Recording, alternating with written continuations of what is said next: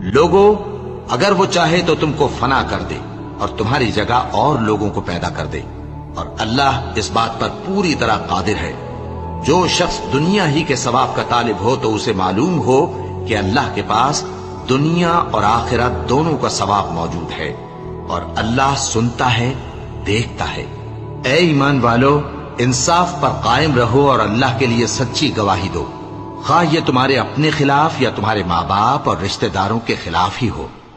اگر کوئی امیر ہے یا فقیر تو اللہ ان دونوں کا زیادہ خیر خواہ ہے، پس تم خواہش نفس کے پیچھے چل کر عدل کو نہ چھوڑ دینا۔ اگر تم لگی لپٹی بات کہو گے یا سچائی سے پہلو تہی کرو گے تو جان رکھو اللہ تمہارے سب کاموں سے واقف ہے۔ مومنو، اللہ پر اور اس کے رسول پر اور جو کتاب اس نے اپنے اس پیغمبر پر نازل کی ہے اور جو کتابیں اس سے پہلے نازل کی تھیں، سب پر ایمان رکھو۔